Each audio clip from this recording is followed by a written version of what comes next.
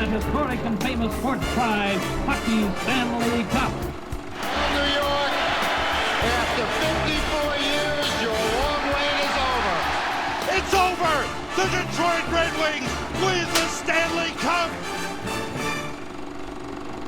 Montreal Canadiens in dark sweaters, who finished first with a staggering 19-point margin, setting an all-time club scoring record of 250 goals, trying for their third straight Stanley Cup. The grimly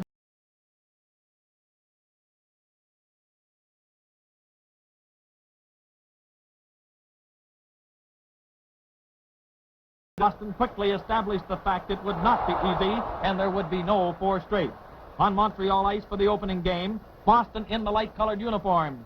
Slow motion shows you how Leo Boivein's shot was cleared in the nick of time by Montreal's Claude Provost.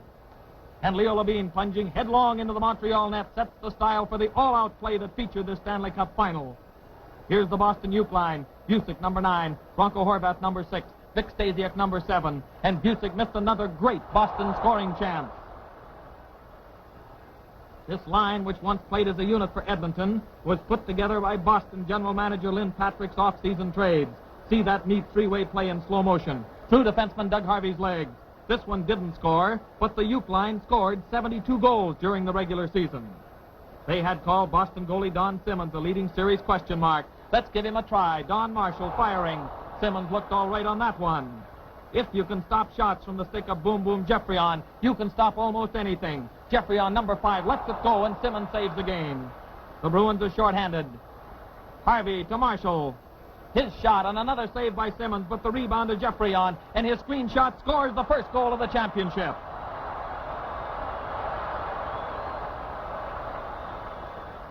That feared Montreal power play shown in slow motion. Here is Marshall's shot, a good save by Simmons, out directly to Boom Boom. With 3 men blocking Simmons' view, it's the opening goal of the series.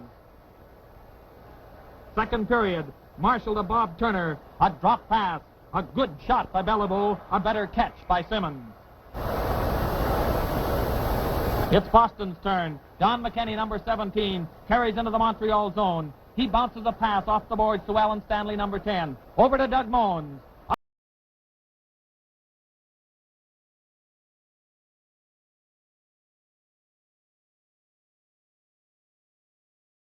Rebound slides out to Stanley, and his screen shot ties up the opening game at 1-1. The slow motion shows us how Moens neatly blocks out Floyd Curry. Stanley's shot, and Topazzini, Harvey, and Talbot, number 17, blocking Plant's view. Playoff hockey is rugged. Boston's tough Leo Levine upends Geoffrion, drawing a penalty from referee Red Story, and some fatherly advice from a fan. A Boston penalty means the Montreal power play, one of the most potent of all time, including Harvey, number 2, scoring champion Dickie Moore, number 12, Rocket Richard, number 9, Beliveau 4, the 5th wearing number 5, Geoffrion. Against this task force, you can't make a mistake. Simmons dives out to grab the puck and misses. One quick pass and Moore scores. Montreal leads 2-1. Third period. This rush sets up one of the game's stiffest body checks. Saint-Laurent shoots on Simmons, who makes the save. Returning is Bronco Horvath, number 6, and a resounding collision with Rocket Richard. Don't try to...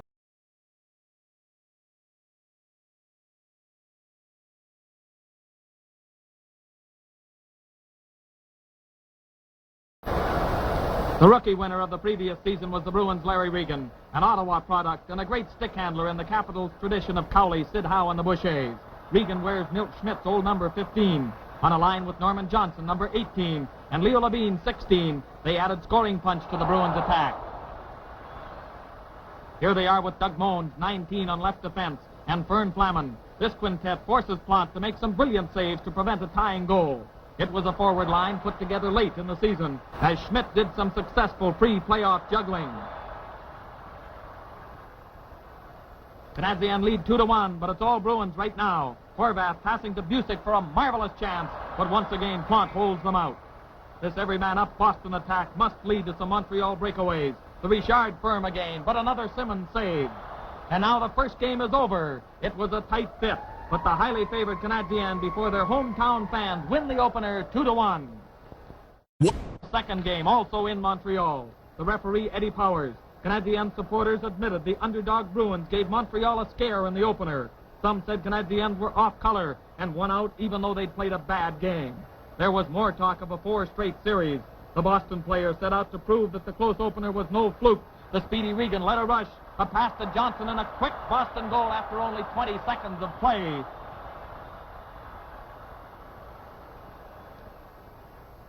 The opening goal is considered a great advantage. Boston didn't have long to enjoy it. A Bruin penalty, the Montreal power play, and a bullet shot by Boom Boom Geoffrion. After 3 minutes and 12 seconds of play, it's a tied hockey game.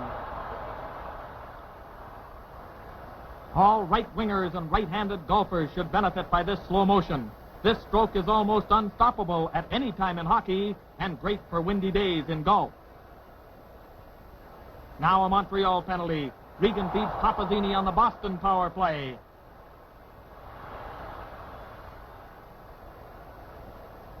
A goal mouth pass to Don McKinney. A pile up and it's in the net. And Montreal fans realize this series is going to be quite a battle. The Bruins have the lead at 2-1. They're playing rugged, aggressive hockey. Canadien with the man advantage. Are you still wondering about this fella Simmons? It's a close call, but he makes the save on Geoffrion shot. Boston defenseman Leo Boivin, number 20, didn't score a goal all season.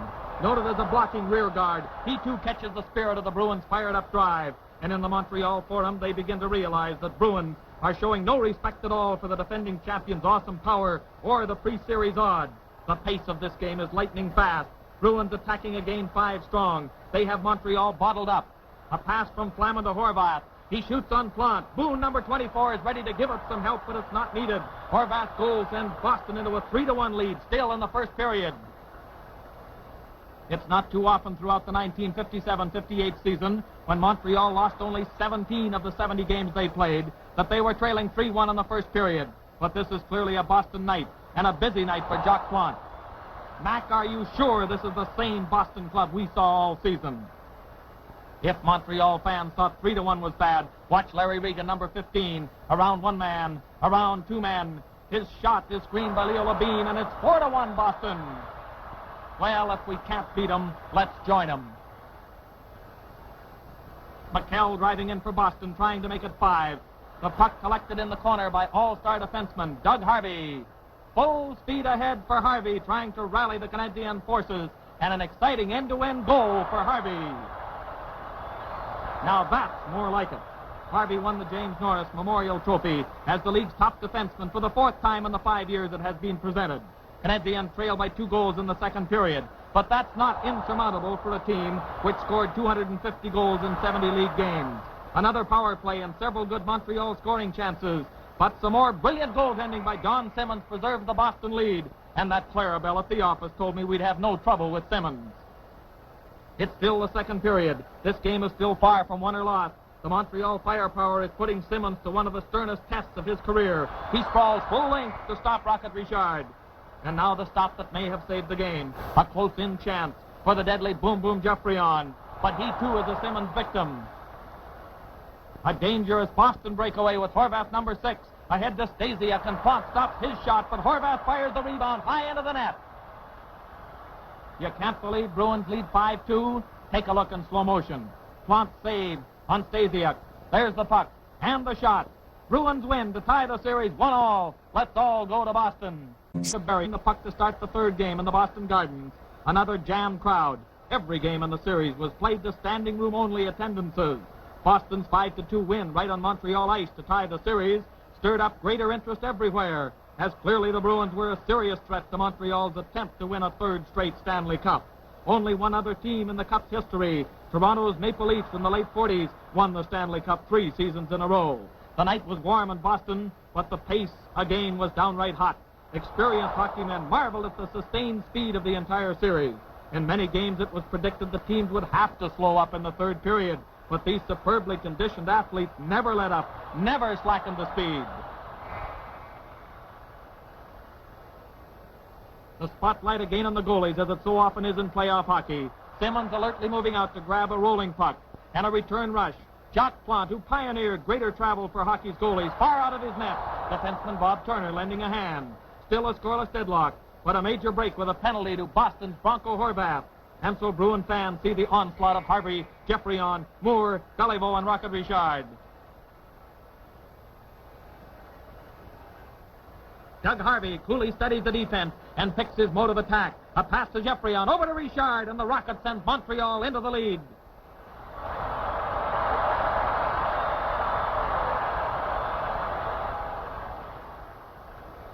In slow motion, take a look at the blazing speed of the shot that beat Simmons to give Montreal the 1-0 margin in the second period. Third period, Henri Richard, the league's all-star center. Simmons expects the pass, but Henri drives it into the open side. The pocket Rocket finished second to teammate Moore in the lead scoring. His goal sends Canadien into an imposing 2-0 lead. Boston driving back, but Jacques Plante, in and out of the Montreal net, stops both pucks and rival players.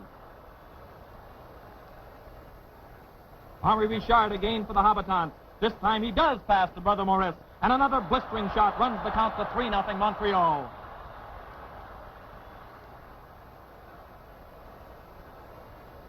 Plante is blocking everything and everybody tonight. Teammate Bernie Geoffrion literally playing over Plante's head.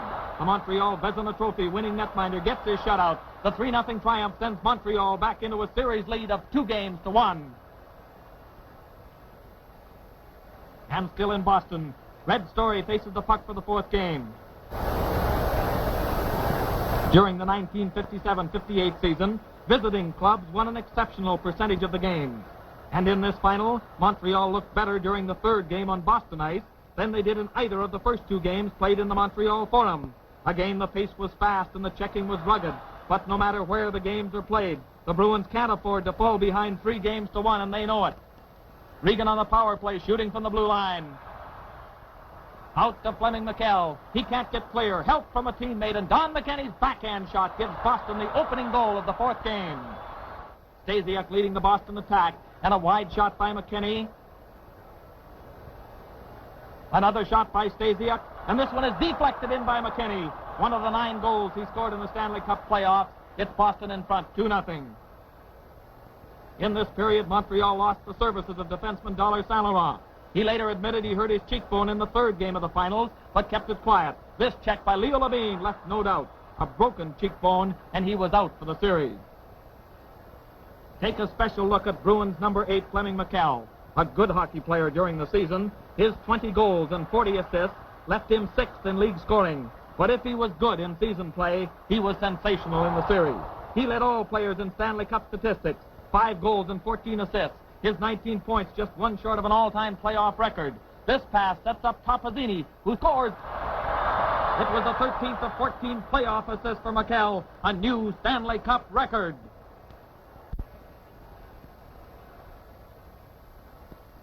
A neat 3-way play puts Montreal back in contention. Marcel Bonin to Beliveau, and a perfect pass to Claude Provost.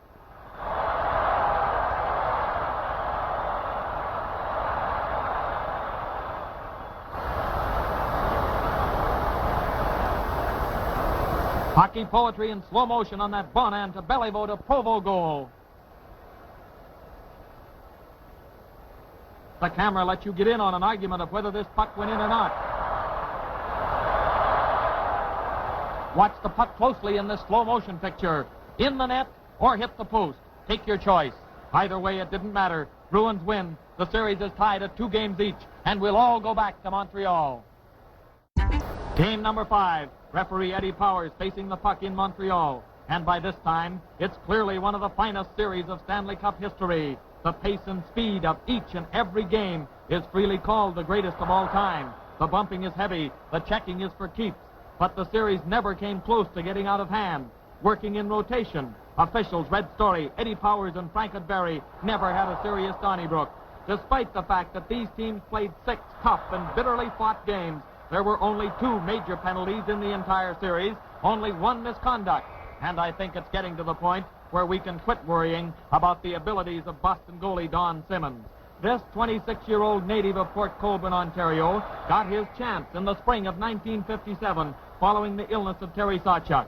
Simmons was still considered unproven when the 57-58 schedule started. Then an injury put him out of action. When he returned, he had to win his job back from the veteran Harry Lumley, Bruins general manager Lynn Patrick, and coach Milt Schmidt insisted he was a first-rate Major League goalie. His work in this series left few dissenters.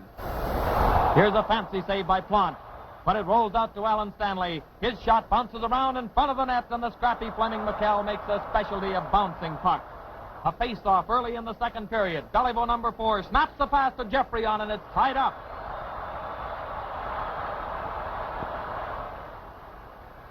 It doesn't take long if you know what to do. It was a big night for the Beliveau-Geoffrion combination. Just 42 seconds after their tying goal, Geoffrion passes to Beliveau and a bullseye from 35 feet out to put Canadien into a 2-1 lead.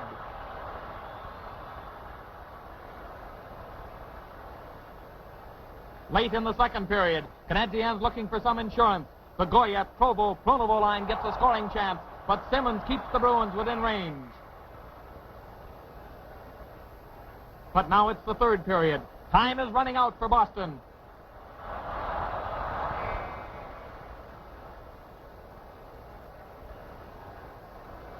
Less than 10 minutes in regulation time. Koivu attacking for Boston. That's Horvat with a blistering shot that Plante deflects but can't stop, and the game is tied 2-2. This is the first overtime action of the series. The team scoring the first goal will take the playoff lead. And the minute somebody scores, everybody goes home. It's sudden death. One night in 1936, the teams played until 25 minutes after 2 in the morning.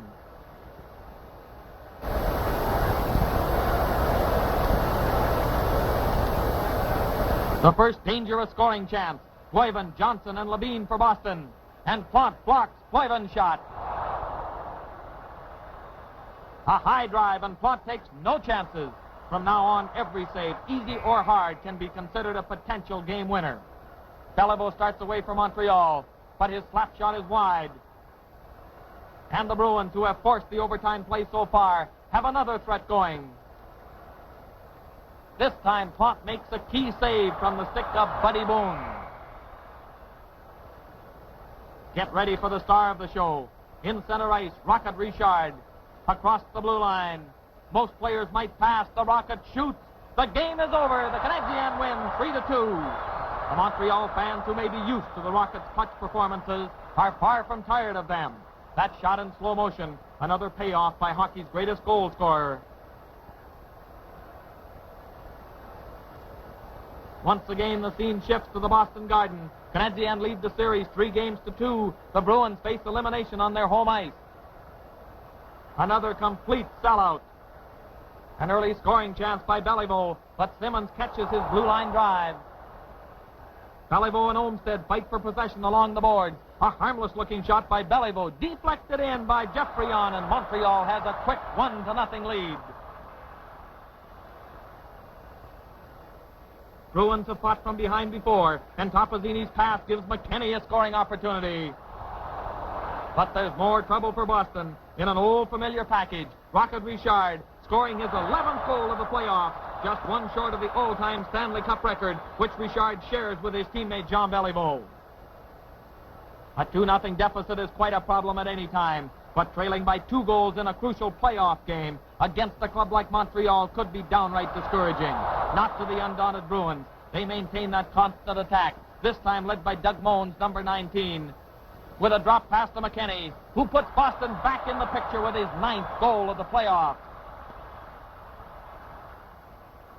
Second period, Canadiens are now less than 40 minutes away from a third straight Stanley Cup, and they realize they have Boston in trouble. John Beliveau's rush gives them a chance for an insurance goal, and Don Simmons moves quickly to stop Maurice Richard from close range. Little things can mean a lot. Fleming McKell just misses stopping Geoffrion in center ice. A pass up to Beliveau, a slap shot, and a third Montreal goal. Now it's an imposing 3-1 lead for the Habitants. The desperate Bruins now need a big rally. Vic Stacey, a powerful, hard-skating wingman who scored 21 goals in league play, gives Buddy Boone a scoring chance. A neat grab off the back of his glove by Jacques Plante. A mistake with the deadly Boom Boom Geoffrion around is invariably costly. A stolen puck from Leo Boivin, and Geoffrion turns this bit of hockey larceny into a 4th Montreal goal. It means that with only 20 minutes and 34 seconds of play remaining, the Bruins now trail 4-1. Down 3 goals, facing elimination, time running out against a powerful opponent. What chance is there? If the Bruins should finally wilt, who could blame them?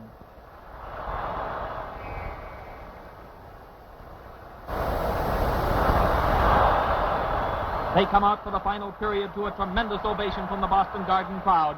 Seldom has a team trailing by 3 goals received such an inspiring boost from often critical fans. If you're wondering whether they're ready to give up, watch Riga number 15. A shot, the rebound, and a goal by Johnson. The Bruins aren't through yet. It's 4-2 with less than 15 minutes to go. In slow motion, proof of the Boston determination.